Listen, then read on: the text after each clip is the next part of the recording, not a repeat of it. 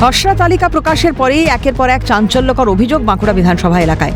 এসআইআরে বাঁকুড়া জেলায় বাদ পড়েছে প্রায় 1,32,821 জনের নাম। এর মধ্যে সর্বাধিক ভোটারের নাম বাদ পড়েছে বাঁকুড়া বিধানসভায়। এই বিধানসভায় নাম বাদ পড়েছে প্রায় 22,351 জনের। জানা গেছে তাদের একটা বড় অংশ শহুরে ভোটার। জেলার 11টি বিধানসভা গ্রাম ভিত্তিক।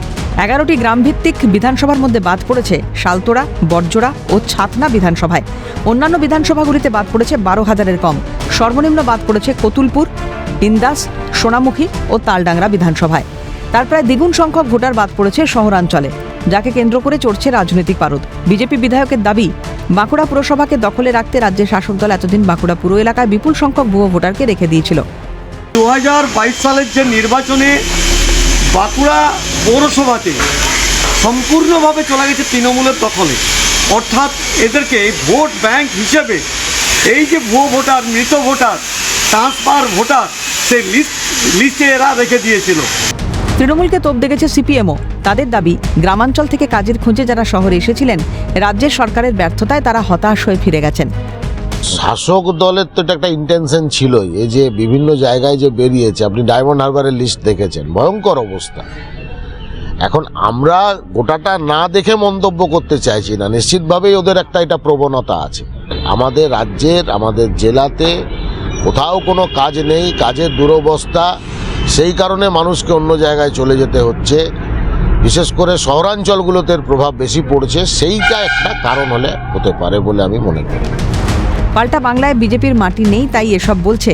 নির্বাচন কমিশনকে তোপ তৃণমূলের বাঁকুড়া সাংগঠনিক জেলার সাধারণ সম্পাদকের। সিপিএমকেও তুলোধনা তৃণমূলের। তৃণমূল কংগ্রেসের পক্ষ থেকে আমরা খসড়া তালিকা নিয়ে বাড়িতে বাড়িতে যাব।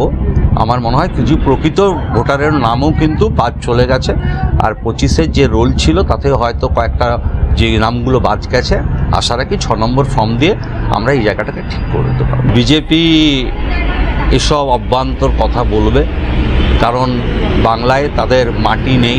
কমিশনটা তো আমাদের নয়, এটা দিল্লির কমিশন। দিল্লির এই কমিশনটা, যেটা জ্ঞানেশ কুমার যিনি দায়িত্বে আছেন, এটা হচ্ছে বিজেপির শাখা সংগঠন। আজকে তারা ইচ্ছাকৃতভাবে বাংলাতে এইভাবে নাম বাদ দিয়ে বিজেপিকে পেছনের পথ দিয়ে বাংলায় ক্ষমতায় নিয়ে আসতে পারবে। মূর্খের স্বর্গে তারা বাস করছে। কাজের দিশা তৃণমূল কংগ্রেস দেখাতে পেরেছে, এবং 34 বছর বাম রাজত্বে মানুষ কি পেয়েছে সেটা বাংলার মানুষ জানে।